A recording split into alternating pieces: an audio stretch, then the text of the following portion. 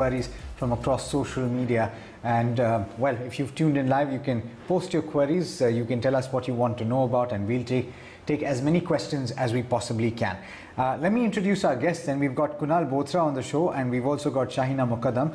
I want to start both of you by asking you about ICICI Bank, because I know that a lot of the viewers that are joining in right now will have some queries about this counter. On account of the earnings that came in. Shahina, I'll come to you on the earnings front just in a bit, but let me go across to Kunal first. Looking very strong today. That's of course on the back of the earnings that came in over the weekend. But what are the trends that you're looking at on the charts? I think it's an interesting chart to discuss upon ICICI Bank. Now, one of the observations which I sort of looked at the stock price was very, very interesting. It has a habit of going through those periodical breakouts like every stock does.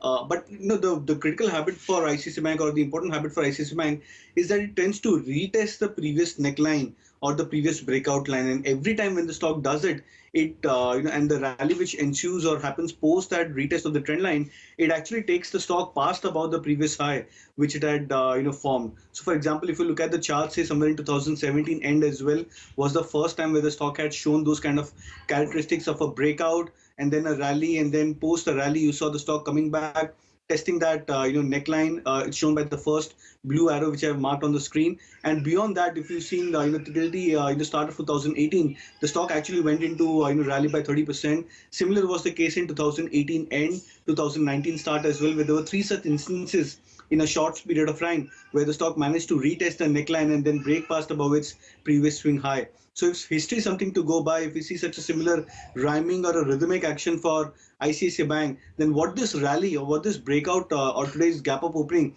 could probably do is it could probably add more fuel to the stock price and try and help it past the breakout of that 650, 660 hurdle. So this is a very interesting and a very important chart reading for ICICI Bank, which indicates that probably a new high in the very near term could be in the making for the stock.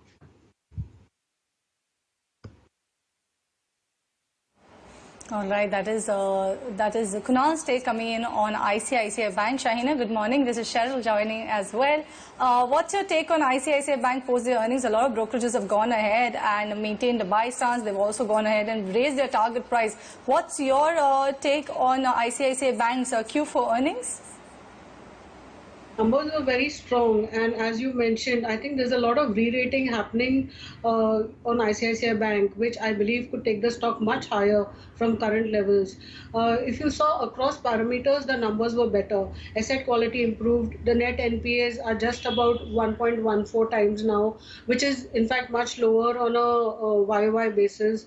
You have the provision coverage, which is now almost 77%. So the bank is well poised to give very good ratios, numbers going forward also. If you look at FY22, the ROE can be almost I think around 15%, and you can have a much better growth in terms of both your loan book as well as your deposits, both which showed a very healthy growth in the current fourth quarter.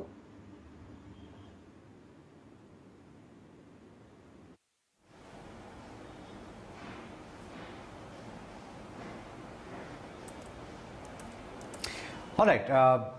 Great. Shahina, interesting views coming in on ICICI Bank. Certainly one to watch. Let's go to our live queries, and we've got quite a few already. I want to come to you first on IRFC, and this is Anup Kumar has his query. He's holding 350 units of the stock at 23 rupees, and he's wondering whether to hold on for the long term. Shahina, is that a good idea? Yeah, I think he can continue holding on. Basically, while the stock has corrected a bit in the last couple of days, but I think from the 21 rupee level, it has the potential of going higher, because as we are seeing, a lot of business is being captured, will be captured going forward by IRFC. They are going into some issues because of the COVID related reduction in business, but I think we should sort out going forward in the next maybe 6 months and odds. And in terms of book value, it's almost about 25 rupees, so it's below book value. So I would think that one can continue holding.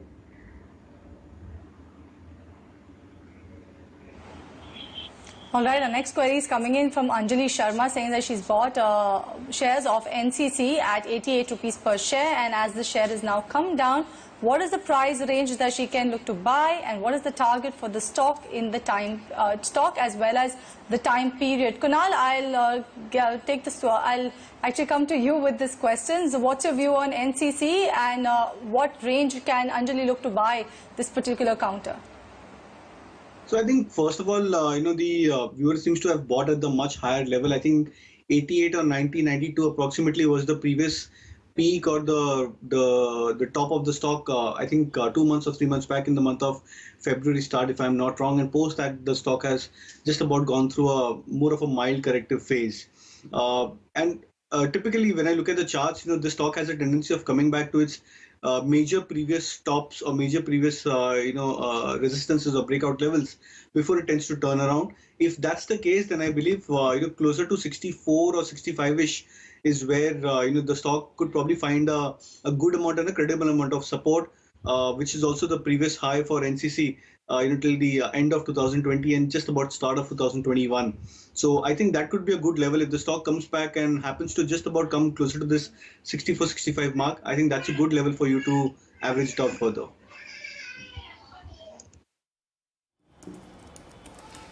Okay, that's an interesting view there coming in. Let's take Nino Kuruvala's question next, and this is on the realty space, specifically on Oberoi Realty. He's bought at levels of 560, Shaina, and the question really is, how long does this pandemic extend? There are some people that are suggesting that residential might get a fillip because people are happy to move into better accommodations if this lockdown persists. Is that something that you hold to, and would you hold on to Oberoi Realty?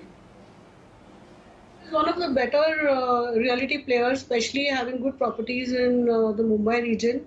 And in the fourth quarter, the numbers also expected to be reasonably decent, expecting a higher single-digit type of growth in terms of revenue and profits. And in fact, on profits and revenues are expected to show strong growth. I think there is some bit of growth momentum that is coming back into the realty segment, and things are looking better, so one can hold.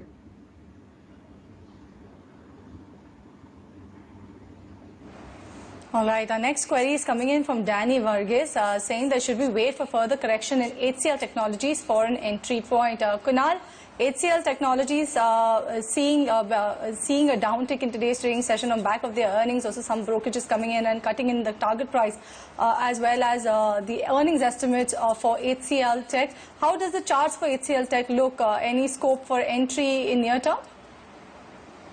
Well, when I look at the large cap IT space, I think the space is getting completely bifurcated into two strong parts. One of them, of course, is the likes of Infosys and Wipro, which have done phenomenally well for themselves, and the other space which has been moving quite okayish, I would say, as compared to the other peers, have been like the likes of TCS or HCL Tech, etc. So it's it's a chart which is more of an average chart when I look at it in comparison with the other two. But if you're looking to buy specifically HCL Tech, then I believe I would sense that post this downward correction, the stock could probably come back to its 200-day moving average. That could be a good level for you to enter, and it will probably offer a good risk reward as well.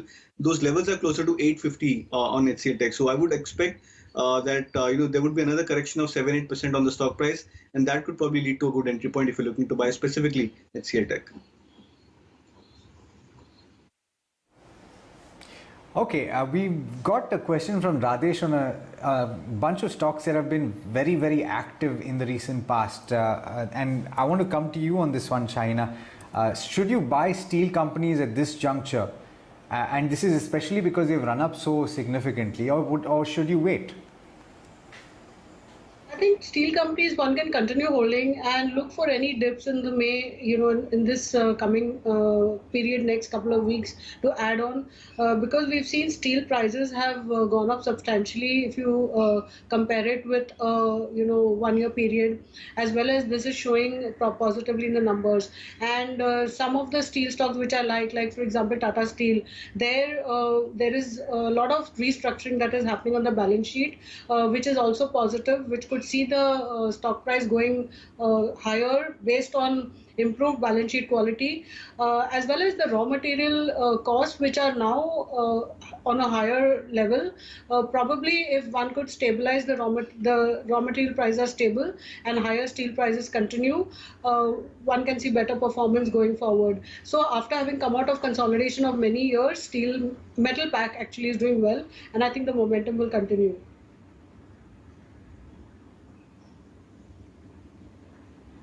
All right, our next queries come specifically for Kunal, and this is from Abhi, saying that he's holding SBI Life. He bought 30 shares in the IPO at around 700 rupees. Wants to know what's the short-term view coming in for SBI Life, Kunal?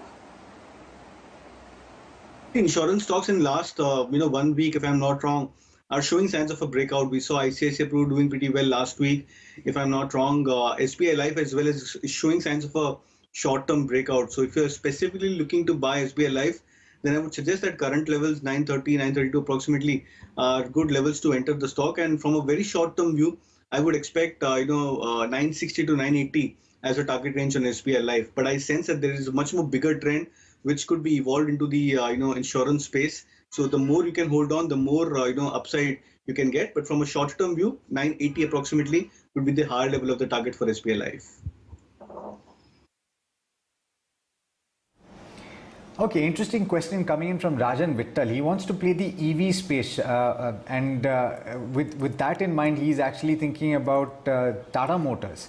Shahina, coming to you, of course, Tata Motors, if you look at it, Jaguar Land Rover accounts for majority, 85% of its consolidated revenue.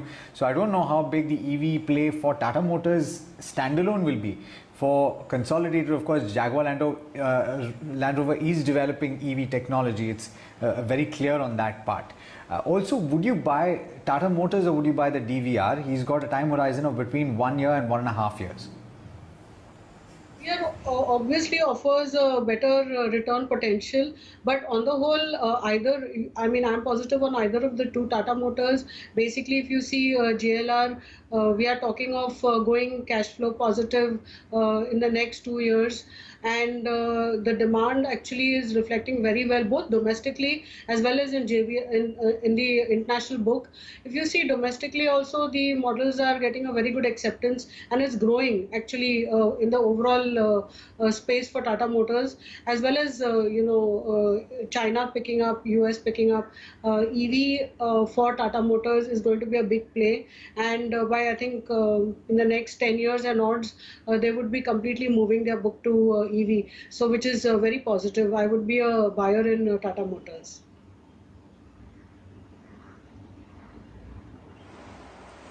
All right, another query coming in from Anjali Sharma is saying, is it okay to buy AB Capital at the current price of around 115 to 116 rupees per share, or should wait for some correction to come in the stock price? Kunal, what's your take on AB Capital? Of late been a buzz on back of the unit's IPO as well. So what should Anjali do with AB Capital?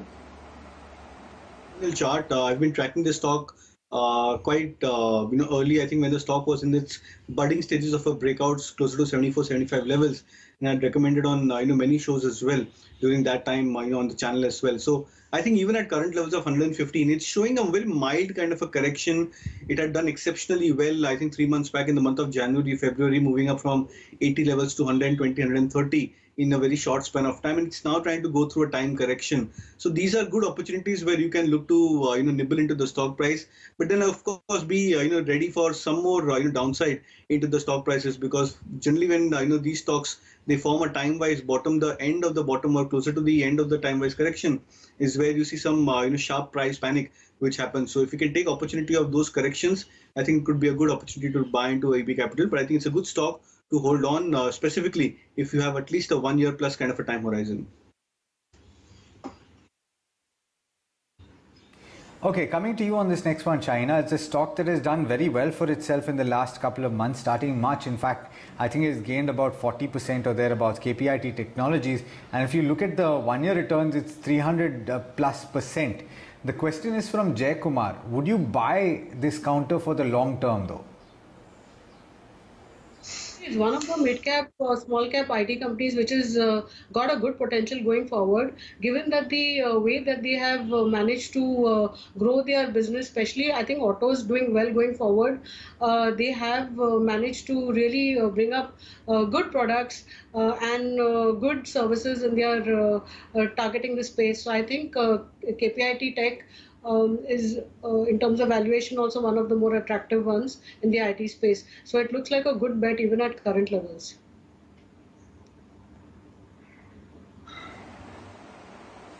All right, the next query is coming in from Shiva Kumar saying that bought Info Edge at 4,877 rupees per share. What's the 1 year or 1 year plus target for this particular counter? How is the charts for a longer term looking for Info Edge, Kunal? They're looking extremely strong. I think the stock had shown some excellent price patterns or the price trends in the last 4-5 years. In fact, if I'm not wrong, the stock has already given you 10x kind of returns in the last 10 years, or I think less than 10 years. In that aspect, so it's done extremely well on a longer term basis. Now, when you're talking of stocks like InfoEdge and probably Affle, etc., these are stocks which you should probably look for buying on corrections, specifically somewhere closer to 15% on an average or 20% correction. I think these are good levels from their recent swing highs where you should look to enter. So, for example, I think from a high of 5,500, InfoEdge had come back to 4,200 or 4,000 levels.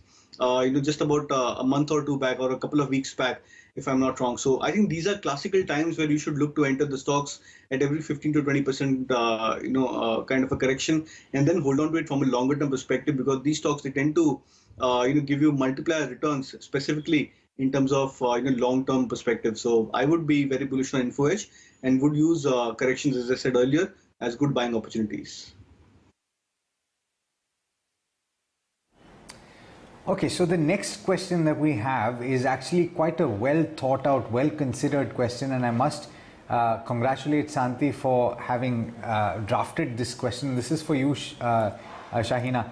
This is on NMDC. He has bought at an average price, I think, of 136.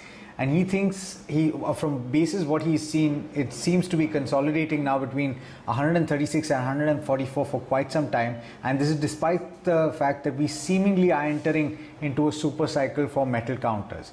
His question is, is the royalty of mines still factoring negative on the balance sheet, or are there any other fundamental issues that are dragging the stock price lower? Well, I think that is more or less behind us now. So going forward, I think, with the current iron ore prices actually remaining relatively strong, going forward from here, I think the stock is in a bullish phase, as well as technically, as well as in terms of fundamentally. I think volume ramp up also should continue, and expecting a very good growth. I think volume should be up 30% YOY over the next 2 to 3 years.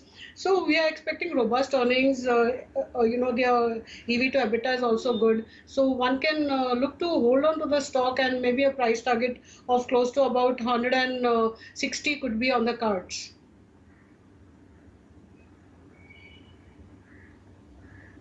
Shahina, a while back you actually spoke about the steel sector, but we have a query coming in from Chandan Mandal who's asking for views on a sale. SAIL, being a PSU, it's really it was out of favor for a very, very long time, and we've seen a good rally, and currently around at 95, 97 rupees. It's already performed well. But going forward, I think with the overall steel sector doing well, I think this is one stock that can give you another 20 to 25% upside from here, because they are well backward integrated. And with imports, actually, they're able to compete very well against imports. So I would continue holding the stock even at current levels.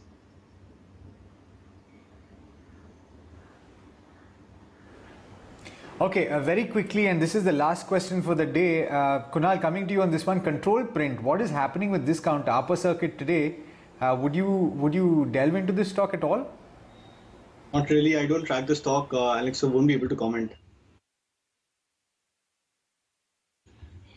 Oh, that's a fair call. All right.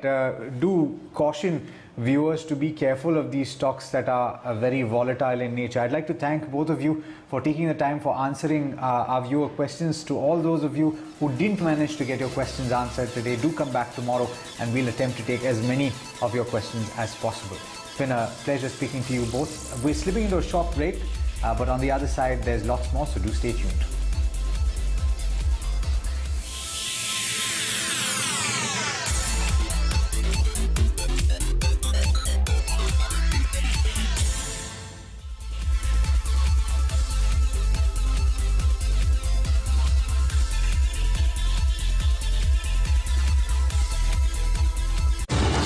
Co-powered by Century Ply, आग से बचाए। अधिकतर plywood से formalin gas का emission होता है जो सेहत के लिए हानिकारक है। फर्नीचर बनाएं सिर्फ ग्रीन प्लाई से, जो लाया है इंडिया का पहला